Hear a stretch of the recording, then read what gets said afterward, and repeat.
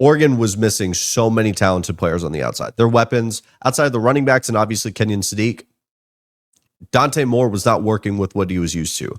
And we could talk about how Oregon has all the talent in the world, understandably so. Next man up mentality. They have the next 5-star ready to go. With wide receivers and quarterbacks, especially a quarterback like Dante Moore that works with timing and touch and accuracy, you're working with guys that you don't work with a ton. That can cause a lot of problems. There was moments where we saw that, but it didn't derail Oregon.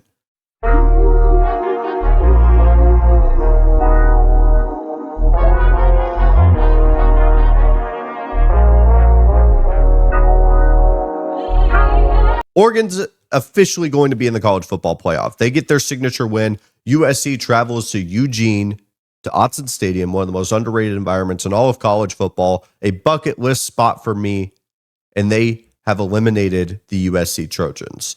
Now, let's take a moment. Let's take a beat. A lot of people want to start off with the winners when doing reaction shows, but I think as we get to the tail end of the college football season and these teams that many people, because of how the college football playoff is and how it takes over the entire narrative of the sport, understandably so, it is the big thing that is going on right now.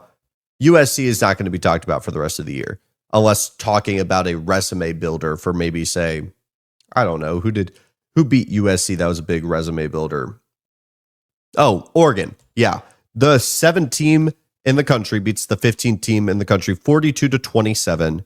And USC, if I'm a fan of the Trojans, if I'm the fan of USC overall, do I look at the 2025 season as a success? Do I feel good about where I am as a program, as a football team, especially knowing the trajectory that USC has been on since Caleb Williams left the program in that massive move from Oklahoma to USC, Lincoln Riley, of course, being the catalyst that drove that? How do I feel? As much as you could probably look at the 2025 season as a missed opportunity, this was the Super Bowl spot, as many people will talk about, where you win, you're going to be in the playoff, you've exceeded expectations. Obviously, last year was disastrous in terms of the one-score games always going against USC and not in their favor. I have to feel pretty good if I'm a USC fan, and that's for a couple of different reasons.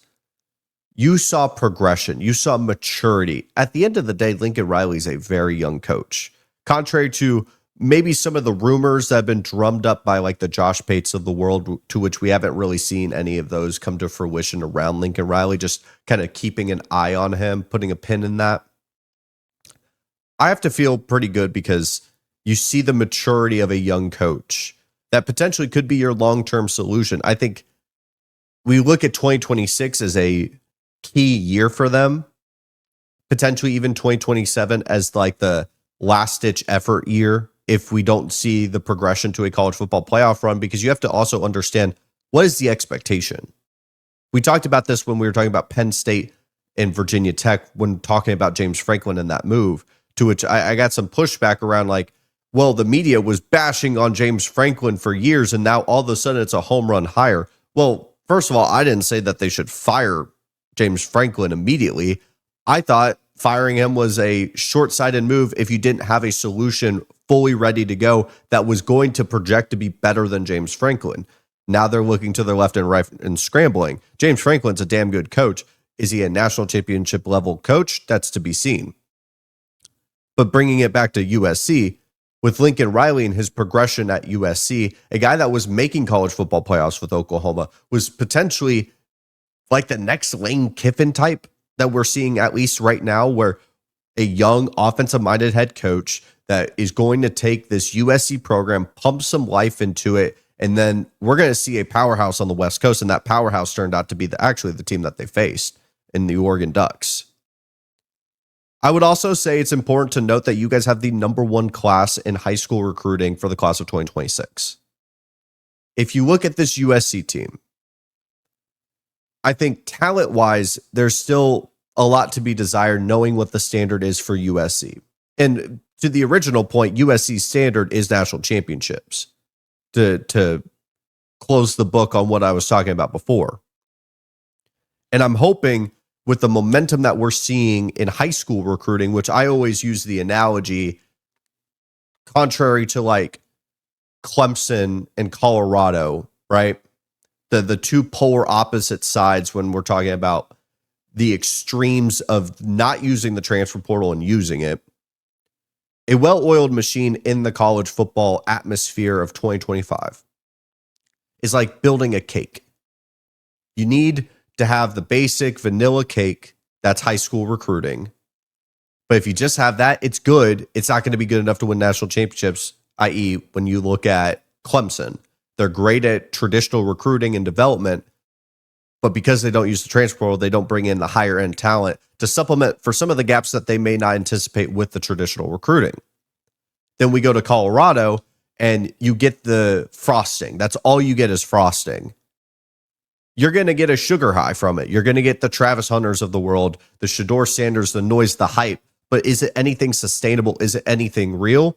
That's to be seen. So USC getting the number one overall high school recruiting class as of right now, November 23rd, 2025. Obviously, we still have early National Signing Day and all these different things. Regardless, I expect them to finish quite well, even if it's not number one. That is a great sign for the development of USC. And as well as we've seen what I think is some of the most impressive wins of the Lincoln Riley era, the win against Nebraska, even with Dylan Raiola being hurt, and you can make the fair argument that they probably lose that game if Raiola is playing. At the end of the day, it is a win, and that is not a loss. You throw in the fact that you had Michigan coming into town, a juiced-up version of Iowa, another team that you beat at home that are very centric on the rushing attacks that have exploited USC or Lincoln Riley teams time and time again. You found ways to win. And so when we look at USC, before we dive into the Oregon side of things in this game, I think it's very much fair to say that you can look back at this season a little bit proud. I wouldn't look at this season just because it's a missed opportunity like it's a bad one. Very similar to Tennessee. Tennessee's not making the college football playoff. I would be proud if I'm a Volunteers fan of what Josh Heupel and this program was able to accomplish, knowing some of the circumstances and where they needed to go. Sure, you could talk about how Tennessee missed their opportunity against Georgia and how USC missed their opportunity against Oregon. But even then, being in the atmosphere of potentially making a college football playoff late into the season, there's got to be a supplemental prize. There's got to be a secondary prize. It doesn't have to be college football playoff or bust. Now, I sound like Eli Drinkowitz. Oregon got their signature win. To talk about the matchup a little bit more, Oregon got their signature win that they desperately needed. Am I one to believe that you can crystallize the moment and really put yourself in the shoes of what happened with Penn State and Oregon? Of course. At the end of the day, even though Penn State's talent roster is still at a high level, even without Drew Aller, we see it that they've been able to match up with an Indiana on any given weekend, especially at home, night whiteout game. You could crystallize that, but it's diluted every single week, especially when James Franklin got fired. That win did not hold the weight that we thought it would. Call a spade a spade. They needed a signature win because if they were to lose this, sure, it would be their second loss of the season, Indiana being the first one, but they would have no signature wins. And with the logjam of 10-2 programs that we are anticipating to have for the college football playoff, you would be looking at Oregon as a potential team that would be on the outside looking in, one of those first teams out. Because we can't just base it on the talent rosters like many people did with like Alabama last year versus SMU. You have to win the games on the field. What makes this win so impressive for Oregon isn't for the fact that it was a top 15 win against a USC program that was firing on all cylinders. Mekhi Lemon and Jacoby Lane, one of the best wide receiver duos in the entire country, not named Carnell Tate and Jeremiah Smith. They're freaking ridiculous. I mean, Mekhi Lemon sure didn't light up for 147 yards, but you have Jacoby Lane that looks like the second coming of Drake London. Mekhi Lemon is lightning in a bottle as a wide receiver. I don't care about the size. He's going to be a superstar at the NFL level. Jaden Mayava is one of my favorite quarterbacks in the entire country because he's not the most talented guy that USC and Lincoln Riley has ever had, but he runs the offense at a very high level and arguably better than Caleb Williams.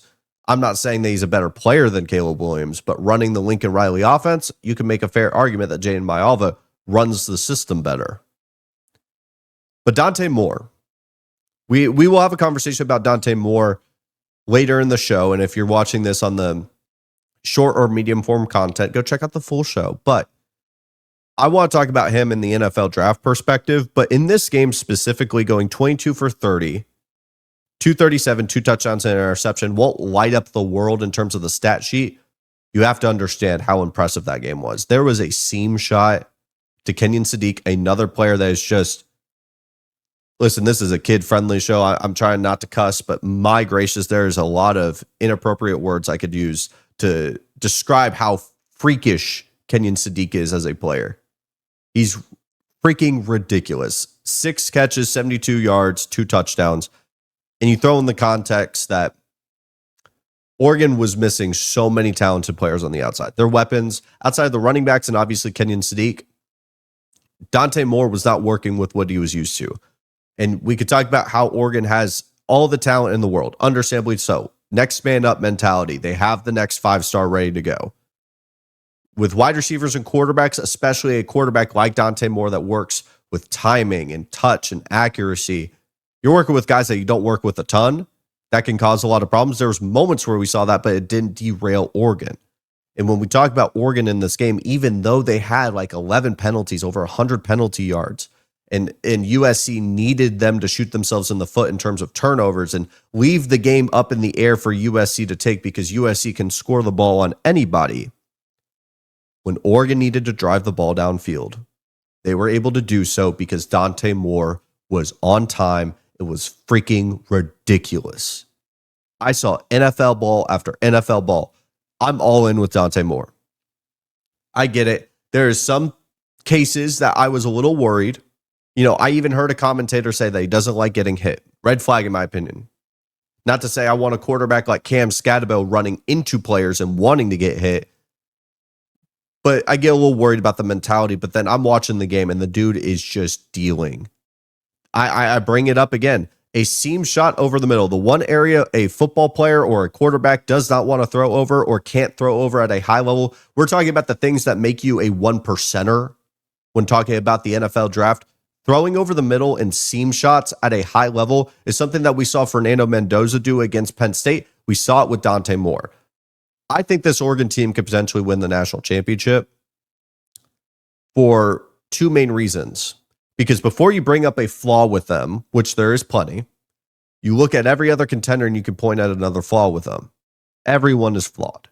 And I think this Oregon team was so damn impressive in the way that they find ways to win. They could run the ball. They could beat you doing that. They could throw the ball. They could beat you doing that. Their defense in this pass rush can beat you doing that. Very similar with Texas A&M, where we're talking about a team that can beat you in a multitude of different ways. They just needed to do it against high-level competition. I was very impressed with Oregon and USC. As unfortunate as this loss is, I would still feel good about their future moving forward.